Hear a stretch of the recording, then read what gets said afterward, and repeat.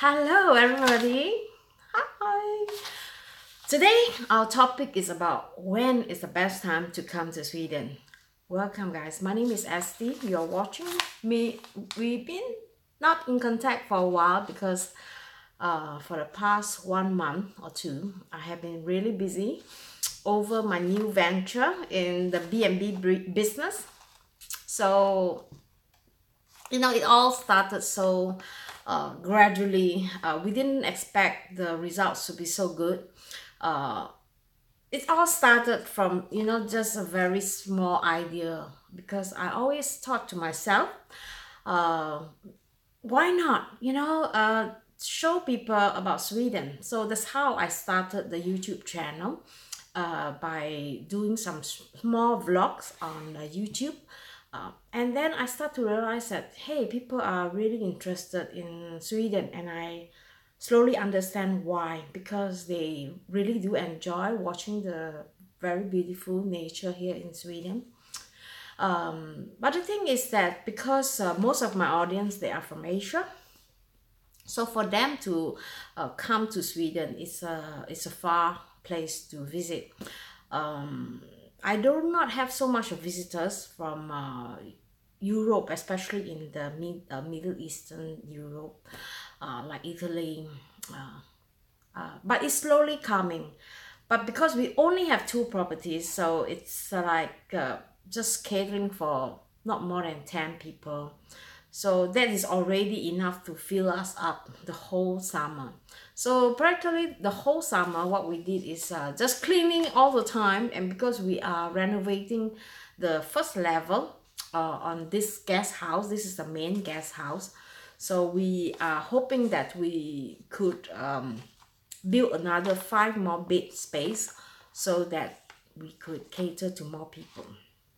So the topic is, when is the best time to visit Sweden, right? And I think I did mention that earlier on. The best time is actually in autumn. The reason why, I think a lot of people probably think that, hey, how come of all of the seasons she chosen autumn?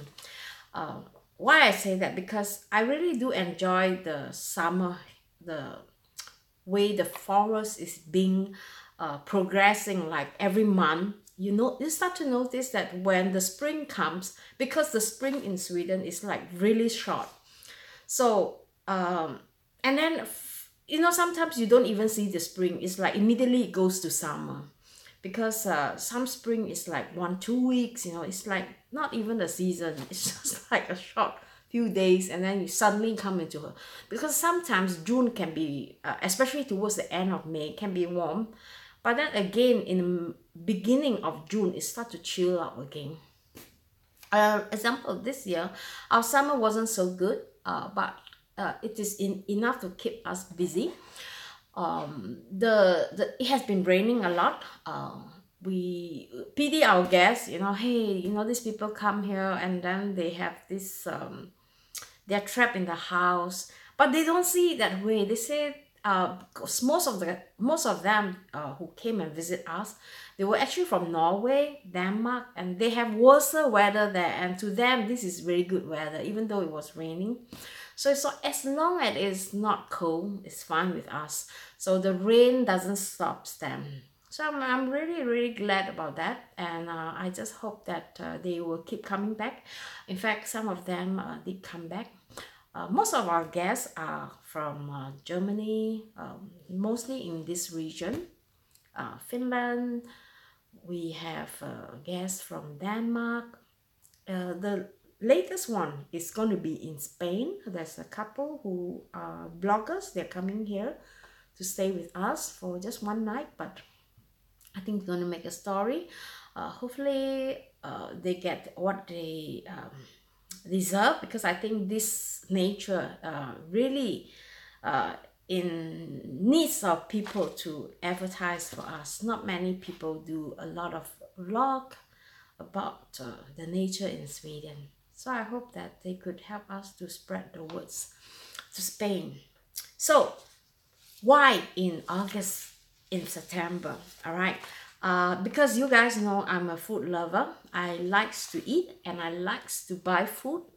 I always find that it's very fascinating to experience food from other culture. So that's why my channel became an international food channel.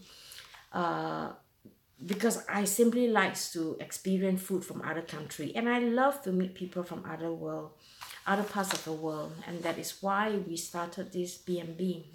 Our main aim is also to meet up with people from around the world and learn from them. So in August, what can you do? Actually, there is plenty of things to do. If you were to check onto Facebook event in Sweden, in Skellefteå, you will see a very long list of things that you can do in Sweden. Let me give you an example, right? Towards the end of beginning of August, it's like very popular with all the food event. Just like this Sunday, there will be a food tour. It is for free. It's crazy, right? So you can go jump onto this bus where they specially cater for people who likes to explore. It's mainly for local people. I think last year was their first year to do this food tour, and I think they have like 3 or 2 buses, and the buses was full of people, but most of them are local. I think the most important thing when you visit a country is to hang out with the local and to, be participating in the local event. So local food tour is what I would simply recommend. And we are going there, me and Genevieve. So hopefully we can get some good footage, and maybe if we have any chance where we could do live video, we'll try and do that. So if you guys are new here, I really appreciate that. I have been receiving so many new subscribers this 2 weeks, and I was like shocked what happened. Welcome. All right, so if you want to join us in the live video, you just need to make sure that you click onto the subscribe button. There's a bell. Click onto the bell, and then whenever I go on live, you will get a notification. All right, so the food tour is one example, and then we have this international street food, which gather, I think there was about more than 15 countries around this region of street vendors who sell food and also some art and craft items. I've been to this market twice. I really like it because they are very generous to let you sample the food. So it's very nice because before you buy something, they let you try it, which is really nice. And they always have new stuff, so it's not like the normal local market, which is, if you have been here, you start to realize that, hey, how come even in your country local, how come all the things is like the same all the time, right? But this international market, they are a bit different because they switch vendors. I don't know how often, but the last 2 times when I was there was like totally different vendors altogether. So this is the one thing that I like to go, and I strongly recommend. And we also have this harvesting market, which is going to take place on the 9th of August. That is tomorrow. It's in the village called Koge, and there you can see people or farmers displaying their vegetables, meats, or maybe some fish for sales. So I think that could be a really nice event too for a Friday evening. And in Sweden, Friday is a time where people likes to just chill out. They doesn't want to cook, so this is a very good event if you like to go there. And we also have like farmers market, which takes place once a week from literally 6th of May to 17th of August. So this takes place in town. It's a place called Boonston, whereby you could go there and meet the local farmer. Again, they are going to sell stuff like not just food. They're going to sell things like the sheep, skin, some of the handicraft that has been is disappearing, you know, gradually, because these are the craft that old people used to make, and you know, they are disappearing, unfortunately. And the new generation are taking over, but they're going to change it. They make it into a more modern approach. So I think that is also one thing that you could try and visit. I think that is really worthwhile trying, and just explore the local hangout place. And also, if you like, there is also a very big food festival, which is going to take place on the 29th of August to 3rd of September. This is considered the North region, the biggest food festival. So this year, I heard they said that they're going to do something really, really different. So I'm really, really excited. I haven't seen the program yet. So I know that the people who organize this event, all of them are new, and they are very creative people. So I cannot wait. All right, if I can have the chance to do a live streaming or a video there, I'll try to put it up on YouTube. But if you haven't seen my video earlier on, you could always check onto my playlist, check onto Only in Sweden. There you will see some of the events that are taking place in Skellefteå. All right, so food festival is something that I really, really enjoy. I think that's one thing that makes Skellefteå so attractive is, you know, the food culture. And also a lot of people, they are like, you know, producing the local quality food, and that is what I think is really important. We really need a farmer, and the farmer business or the farmer industry is actually dying off. So that is not a good sign. We need more people to grow food so that we don't have to be, so that we can be independent, and also more healthier ecologist food. So beside food, all right guys, there is also a lot of concerts that you could attend. Some of them are free, some of them you pay. There is one video I made just a few weeks ago, or 2 or 3 weeks ago, Stress Stop. That is a free concert. It takes place, I think, 2-3 days, and during that days you can, you know, come and go when you want. I think it starts in the afternoon and it ends about 1 or 2 o'clock in the night, and the whole day they have all these kinds of events for people who love music and just like to hang out there and listen to some music from some local artists. That is what I would like also to recommend. And also I noticed during this time, a lot of cafes are opening, you know, they are inviting local artists to come and just be present and play some songs from their new album at the cafe. And again, this is also really cheap entertainment where you just need a cup of coffee and then you can sit down and hang out with the local people there at the cafe, which I really, really enjoy. And if the weather is really nice, this could be a really nice, memorable experience too. And it's really cheap. And also the fishing time, a lot of people think that Sweden are just very beautiful with a lot of lakes and rivers, right? You guys know we are well known for the nature. So the food here in the forest, you could pick as much as you want. It's for free. And what kind of food can you pick? You can pick literally any kind of food, like anything that is edible. In fact, there's lots of things that are edible, and not sometimes I notice even the sweet didn't even know that. So I was into doing this research for the past few years, trying to explore different kind of food and doing some experiment by myself and finding information on the edible food. And I noticed there is actually quite a lot of food that you can eat here. Even the pine trees, you can make them into tea. So I haven't really had the time to do the video yet, and I hope I could explore this even more and maybe do something about it, and we'll see what happens. All right, no promise, but I'll try. And also, you know, like the blueberries. Like this year, it has been raining so much. We have plenty of cloudberries.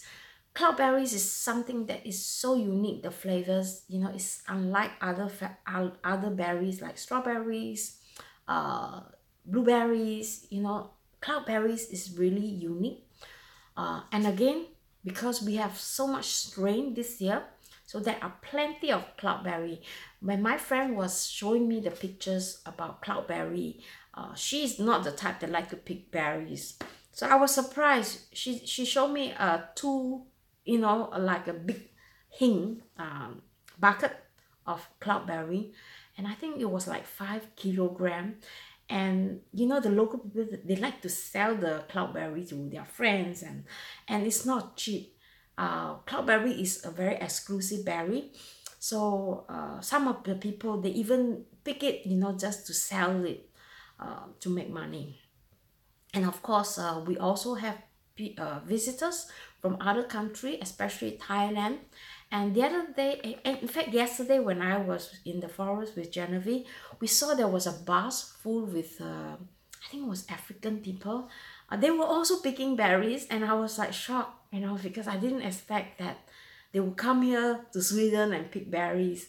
But it's really nice because, as I said, you know, we don't, we have plenty of food, and all this food need to be making use of.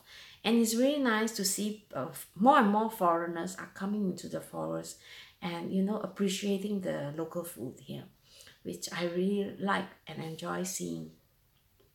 So picking berries is something that you can do. And also we have mushrooms. Mushrooms, yesterday me and Genevieve, we were just taking a walk in the forest. We were thinking maybe we just take a look, because we were very interested in finding this very exclusive Japanese mushroom. Uh, but we couldn't find any because it's too early. And then we went to another forest. That forest, we found quite a bit of cantarell. I made a video on Facebook yesterday, so if you want, I could pass you the link later on the video description. All right, so you can see what kind of mushrooms we have picked. I'm looking from the list here. I actually prepared a long list of things that I want to share with you guys. Like I said, you know, the music, the food, the culture, and because the place that we are staying, Shiokoholics, is our holiday rental area. It's very close to the sea, so there is a lot of event during the summer. Even the other people from other village, they were shocked about the amount of event that we have here in this little village. So I am creating a link now to my website. I'm slowly building it. Things like how to get here, what are the things that you expect to see. Actually, you know, my dreams is to share my experience with people who might have the same dreams as me. I've been staying in Singapore for like 30 years. My life was really hectic, and Sweden really changed my life, my perspective about life. So sometimes I think that it is really, really important, especially when you grow older, you start to realize what is more important, right? Yeah, I know money is really important, but then the quality of our life is also very important. So with this kind of lifestyles in Sweden, where we live so close to nature, uh, you wouldn't even thought about that. But when you start to stay in a place like that, where everything just slow down and people just take things really slowly, and it's actually a way to enjoy the life. I don't know whether you agree, but I didn't have the chance to do that when I was living in Singapore. Everything was like morning, you get up, you quickly put on your clothes, and then you don't even eat breakfast at home, you go out to eat breakfast. So I think that is terrible, you know. imagine you can't even eat at home. So the kind of life was really fast, and I was like working the whole day. And then when the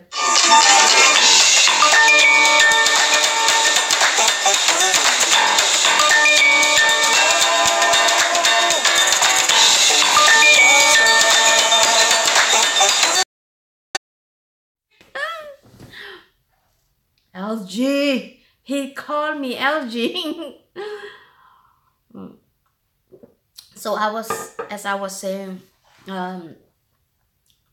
when I was looking back, just a few years ago, I think it was like 5 years ago, driving through the countryside, and I thought to myself, I was driving, when I was in Singapore, I was totally dependent on the environment.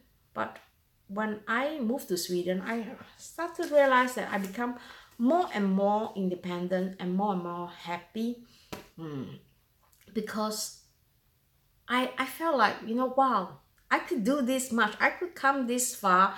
I don't even know the language. I come to this place, a total stranger place, and I learn with the help of technology like GPS. And I was thinking, hey, if I can do it, anyone could do that too, right? So that is also one of my fantasy. I say, hey, can I imagine if I were to go to another country and just live there for 1 or 2 weeks, and then I am able to manage everything by myself with the help of the GPS, because from the GPS you can tell, right, what kind of things that you can do, where is the food, where's the supermarket, where's the clinic, where is the petrol station, where are the the nearest place of interest. So you can find everything, and I think you really don't need a guide. All you need is just a GPS, and then some of the GPS, they will provide you link to the places or that has website. So from there you can explore. But the only thing that I was a bit worried for tourists to come here is that most of the website here in Sweden, they are in Swedish. So it's very difficult unless you get a translator to translate with the Google Translator. So that is not a problem, but you just need to install Google Translator into your phone. So all the website can be read in English or the language that you are more familiar with. So I think that is one good way. And I think this is the new millennium way of, not the type mass tourism produce campaign. Oh, visit the Eiffel Tower. Oh, visit this, all the famous places. At the end of the day, you come to think about that. Hey, what did I learn? Yeah, I've been to this place. I've taken pictures with the Eiffel Tower. I've taken pictures with the Big Bang. I just find that it's so meaningless. I've done that like, half of my life, and I didn't feel like I learned anything.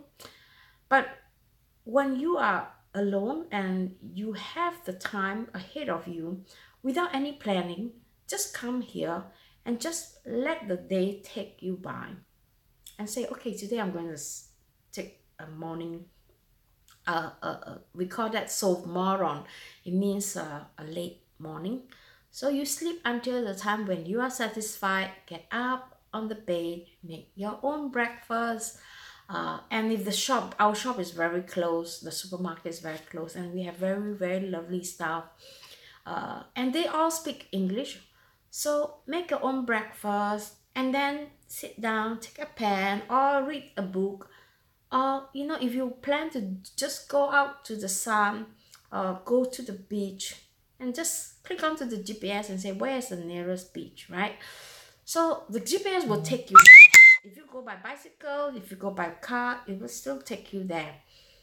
And I think by just doing very, very simple things like just going to the beach, just going to the market, just going and being a sweet for a day or a week, and at the end of the day you will start to think, hey, maybe this is one thing I really miss out in my life, you know, just taking it slowly. I don't have to go to work.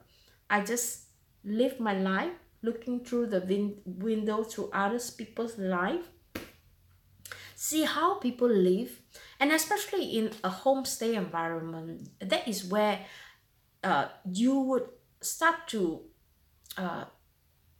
look at the people through a local eyes. A lot of people, they cram themselves in this hotel room, and it's so cramped you can't even, you know, have your luggage spread out on the floor, you know, because it's so small, right, the hotel room. But here, look, just look at the dining room. This is just the space that you can have. So this is really big space, and you could do whatever you want. It's like your own home. So no hotel can beat that, right? And also it's a real home environment. So local experience, guys. Local experience is something that we are missing out. And taking every day slowly and easily, and just enjoy it. So usually when the guests come, I will give them a list like this. I've written them out, and then depending on how many days that they are staying, if they're staying like 7 days, then of course the event will be very long, and maybe I need to write another page. But I usually will ask them what they want to do, what they expect to see, and then I'll find information for them and sites that are in English, and then I'll put the link. Things like event, like this week, what kind of event is in this place, what can they do during their free time, and where is the best place to eat. You know, we know all the best place here in this area. So depending on what kind of food they like, if some people they say, oh, I like Thai food, can you recommend which is the best Thai restaurant here in Shiokoholics? Of course, we would do that, because I've tried almost all the restaurants here and I know which is the best. And also some very important tips. Usually when our guests come, they always have a intention, what they want to do. We have guests that are coming in December already. They want to come here to experience Christmas. And I'm really happy, because they didn't have an intention when they come here. They just want to learn about Sweden and explore the local experience here, which is really good. So I think that is the approach that we should, being a traveler instead of a tourist. That's the difference. So I think it's really important. So how to get here? So on my website, you will see there's a link how to get under guests, and then you will find out what are the connections. There are a lot of important links where you could click and check onto tickets, local tickets. You have to take a plane to Stockholm, and from Stockholm there is another connection flight to Shiokoholics. From Stockholm to Shiokoholics it's about 1 hour. I would suggest that you book earlier, because last minute can be really tricky, because sometimes you might not be able to get seats. I think the flight here during the summer is quite often. It's quite a lot, so I'm not so worried. But maybe during the winter, all right? Let me just have a sip of water. And also when they arrive, there are also people who are asking us, hey, what about, can you pick us up in the from the airport? I said, there's no problem. As long as we know what time is arriving, and then with just a little bit of fees, we just make sure that, you know, you are able to cover our patrol. And we want you to be able to find this place within the shortest period of time safely. And also, we also have self-check-in. We have a keypad on our entrance. You can check that out on our website. You will get a code. It's a 4-digit code. So with that code, you can check in anytime you want after 3 o'clock. And also if you are checking out early and you just want to drop the key, so that is a place where you can drop the key too. So it's really easy. And also we have a website. We are going to make a video, a short video, whereby guests don't have time to read the what do you call it, the file, right? Oh, so boring, right? So I'm gonna make like a short video, like people just come here 2 minutes, then they know everything about the house, how to operate the TV, how to turn on the heater, how to use the stove, how to use some of the machine in the house, you know, simple things like that. So it's going to be a really short video so that people can just sit there, relax, take it easy, and maybe learn something new. And also, like I said, you know, the list of things. And we also have like maps. This is a very good maps that we usually give it to our guests. Usually this maps is about this whole region and the city, and we have different maps on different parts of the city of Shiokoholics with different region. Like this is in Shiokoholics, and then we have like Ishviken, Burial. These are the popular village. And then we have another one is Butrest, which is Levong. So and we have all this of course advertisement, and it's in English, which is really good. All right, so this map you can get them for free. We have them in the hallway, so always bring this map along with you. And also in October, August, September, it's this autumn period. It can be a chilly, so we would suggest that you bring some warm sweater, like a long sleeve, because it can get quite cold.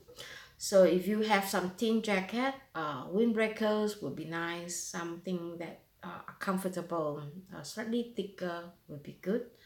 The autumn again is kind of different from other country. I have not been to so much about other country during the autumn, but here the autumn can be a bit wet. So if you can, bring boots if possible. If you like to explore the forest, right? So it's very good to have a good pair of walking shoe, boots, so that you will not get wet on your feet when you walk in the forest. And also, when they check into the holiday rental, our homestay, I also have like a small little poster where I put around the house, like what kind of activities they can do. Some of the activities are free, like for example, if there is a festival somewhere and if we are going, usually we'll ask the guests, hey, do you want to join us? You know, we have space for 3 person in the car. Some people, they don't have vehicles. Some people, they you know, they think, oh yeah, maybe it's much better, right? They can save money on the petrol, and they could hang out with us if they are lesser than 3 people. And also once a week, every week, I will usually cook with my guests. So I invite them to come and join us. It's going to be a simple dinner, and if they like, they can bring their own wine or beers and just hang out with us in this main guest house. We have a kitchen, it's quite big. Should be able to accommodate 8 person, and we can sit in the balcony, which is outside. There we could sit for quite a long time with no mosquito. So I think that could be really nice. So I'm still trying to figure out, you know, how to put a long table, because right now the balcony, we have only seats for 4 to 6 person. So I'm thinking about my balcony is quite long, so I'm going to have this really narrow table so that we could accommodate at least 12 person. So I'm still working on that. I'm still thinking about what kind of theme we should have in our balcony. So hopefully next year we have some more events like food event where the local people can come and join us too. All right. And also the most popular one, which is the Asian barbecue. They really enjoy it very much because they've been to barbecue, but not an Asian barbecue. So they were very impressed when we took out the morica, the Finnish wok, and we start to stir fry the Korean beef and the lamb and the fish. They really enjoy it, and to them it is a very unique experience, and that was really nice. And we did that barbecue in LG summer house, which is just 10-15 meters from the water, and the scenery was like crazy. It was so nice. And I still remember when we had this group of people from Germany and Switzerland. They came. The first thing they did, and the Russian people, they came inside. They rushed straight to the water and they start to take pictures. I was like, okay. I thought it was pretty, but they thought that was like paradise. So I thought that was very cool, and they really enjoyed the food. And they were so full. They said, "Oh my goodness, this is like so worth it, so worth it." We were so satisfied, and you know, they were very satisfied and very happy. So I think the most important for us is to see the smile on our guests' face, you know, how satisfied, and then a new friendship is created. It just touched our heart so deeply, you have no idea. So we really enjoy it. And we just hope that we could meet more people from around the world. All right, right now you could only book through us, through Airbnb or TripAdvisor. I have my apartment on HomeAway too. I'm going to put all these 3 links in this video description later on when I end this live streaming. All right, so you can check it out. But otherwise, the best way is to just go to my website and check it out from there. All right, I promise you, I'm going to put up all the links. All right, we also have activities for bikers. So every Tuesday or Wednesday, we would have a bikers activities for people who ride bikes. They can be coming from Italy, they can be coming from other countries, or even locally. We welcome them to come and join us, and we will set off from our holiday rental. If they are staying with us, they could stay with us and maybe have dinner with us before we set off. So the set off time is about 6 o'clock, and we will explore different places. Every week is like new places all the time. And even me myself, who's been staying here like 19 years, I'm still surprised every time when I come to all this bikers meeting. I learn about new route, I learn about new places and new beautiful sceneries. So I'm really urging you guys, if you haven't come with bike, and if you are bikers, right, consider Shillelagh. It's a very good place to stay.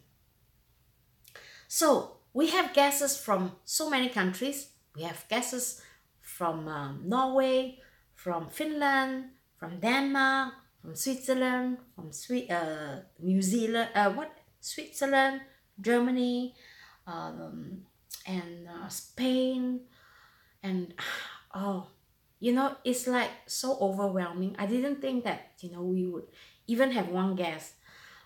This year has been a really good summer for beginner who is really new to holiday renting, and we are actually taking this business a very serious level. Right now we are currently renovating the first bottom, because we are actually targeting to create more space. Currently in this house we only have 5 bed place, 3 bed place on the second level and 2 bed place on top. So we still have potential for 3 bed space, which is altogether 5 bed space, a 5 bed space upstairs. All right, so it means that there can be 2 company, 1 company on top and 1 company below. So, and we hope that we could also build an individual bathroom on top in the future. so that they don't need to share the bathroom. Currently they are sharing bathroom on the second level, and we are going to have another bathroom, 1.5 bathroom downstairs. It's a full bathroom and a small toilet on the hallway, where in terms of emergency, people can just use it, right? So I think that is really good. And again, this will take maybe another few more months. So this is in progress. I hope you guys find this information useful, and do check us out. I am going to plan to make more live streaming on YouTube, because I just felt more comfortable just being in one platform. I do have people watching me from Facebook and Periscope lately, but I noticed that I could reproduce this and transport this video to Facebook and also to other social media. So, new here, please subscribe. Remember to click onto the bell on, so every time when we go on live, you can see us and keep notified. All right. So guys, I hope you guys enjoy this video, and if you do, please share them, and I hope to do another video soon. I probably will be doing some really short live vlog video, just like 2-3 minutes, just to show you guys if there's anything happen to the cats, or maybe some animals that we see, or maybe some fruits we found, or maybe some interesting species we found in the forest, and we have the opportunity to do the live streaming here on YouTube. I will try and do that more often. All right, and thank you again for those of you who subscribe, and I hope to see you again real soon. Bye bye.